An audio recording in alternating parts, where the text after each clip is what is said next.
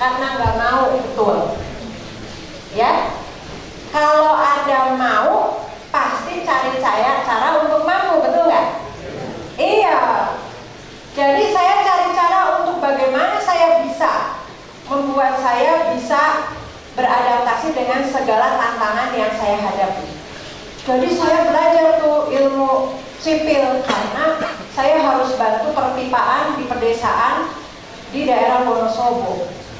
Jadi bayangkan seorang sarjana psikologi belajar perpipaan, Pak, jangan salah Pak, elevasi pipa kayak apa tuh saya belajar tuh, ya. Tapi kalau tanya sekarang lupa lagi. Ya, tapi saya tahu bahwa kalau ketinggian tertentu harus dikasih pentil supaya bisa naik, itu belajar tuh Pak.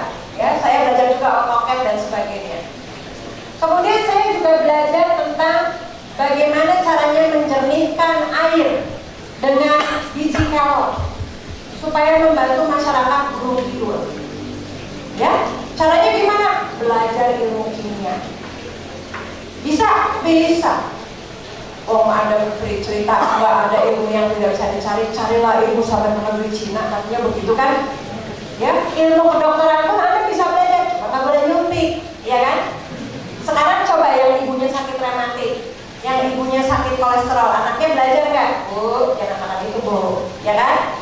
Bu, Bapak, jangan minum itu. Kenapa? Karena kita belajar bahwa penyakit itu nggak boleh, gitu kan? Dulu mungkin dokter aja yang tahu. Sekarang kita semua tahu gejala-gejala dan sebab-sebab penyakit dan bagaimana mengatasinya. Cuma nggak boleh nyuntik, nggak boleh praktek kan? Jadi yang penting adalah bagaimana kita mau belajar apapun. Anda jangan bilang saya sarjana teknik kimia, urusannya cuma teknik kimia. Saya teknik sipil, maka urusannya hanya teknik sipil.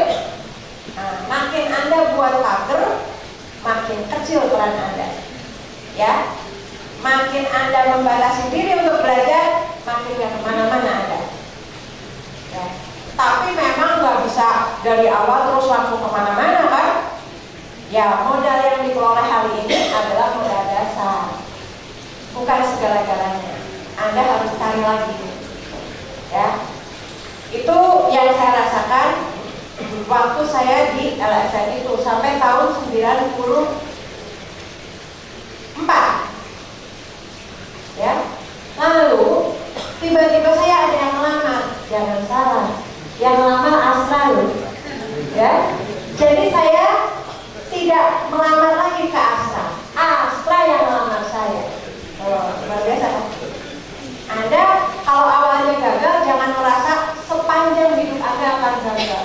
Anda akan, wah saya kok kalahan. Enggak, itu saat itu Anda kalah, saat itu Anda gagal. Tapi satu saat Anda akan rasakan nikmatnya kalau Anda ambil hikmah.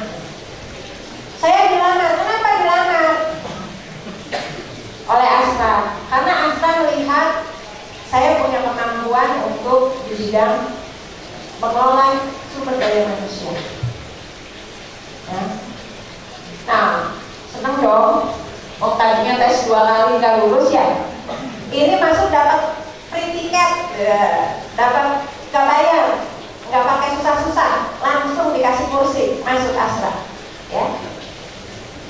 Nah, tapi tidak hanya setelah Anda diterima, saya diterima, lalu semua segala sesuatu akan lancar-lancar saja. Enggak, ternyata. Karena di LSM saya tidak perlu melakukan penyesuaian diri sebagai antara karakter saya, kepribadian saya dengan pekerjaan. Karena saya orangnya fleksibel, orangnya dinamis, gak suka diatur-atur begitu ya. Sementara Astra ternyata penuh dengan aturan, penuh dengan sistematika dan perencanaan. Kok bingung saya, ya. Jadi pada saat sebulan saya di Astra itu gak bangun Pak. Gak bangun itu apa? Aligata ya, gatal-gatal. Nah, jadi saya pesan juga nih buat teman-teman, tidak selalu Anda harus mencari pekerjaan yang dari awalnya 100% cocok dengan Anda. Kalau mau begitu nggak dapat. Kalau mau begitu Anda nggak maju-maju. Cocok 60%, 70% ambil. Ya, Kalau enggak, tahu-tahu udah nggak ngerasa 3 tahun sejak lulus nggak ada pengalaman kerja, wah nggak laku. Ya, lakunya susah. Kalau ada ditanya interview, ada lulusnya kapan? Tahun 2013. Ngelamarnya tahun 2016. Sejak 2013 sampai 2016 ngapain?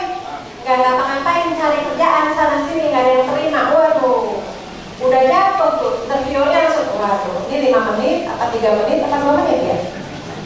Kan nggak tega kalau langsung suruh keluar kan? Ya kan? Ya. Sehingga nggak apa-apa, jangan Anda cari yang benar-benar gitu. Apalagi ini saya baru aja nih ada masalah, makanya saya tadi pagi harusnya hadir di direktorat tapi nggak hadir karena ada masalah. Sekarang ini anak-anak punya kecenderungan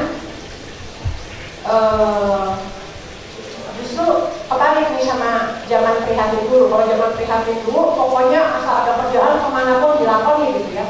Sekarang ini anak-anak sekarang yang amanan orang mana asal ngumpul nih, yang penting dekat emak dekat bapak gitu ya. Jadi saya sedang menghadapi masalah karyawan yang argumentasi, Pak. Kenapa? Digondeli sama bapak ibunya. Waduh, nah di sini aja nak, kamu gak usah jauh-jauh, mau ibuku masih bisa ngasih makan kok. Gitu Bu, Pak. Kira-kira, gak tahu saya ya, mungkin ada juga di luar negeri yang begitu ya. Cuma saya sarankan, kalau mungkin ada yang begitu Pak, bapak ibu, wong Rasulullah aja melakukan hijrah, kan begitu. Nah, kalau anak bapak ibu gak hijrah, bagaimana mau jadi besar, mau jadi berkembang, ya kan? Jadi saran saya jangan dikekepin, kan udah lama ngekepinnya dari bayi. Ya, udah cukup. Nanti juga kalau udah punya anak istri kan gak bisa dikekepin lagi, ya. Nah itu, jadi ada loh sekarang masalah karyawan yang tidak mau meneruskan karirnya hanya karena dimutasi. Saya aja pertama kali ini perempuan dulu, pertama kali mau kerja, saya kerja ngelamar nyari-nyari waktu kerja terima di Astran, cari kerjaan ke Cirebon.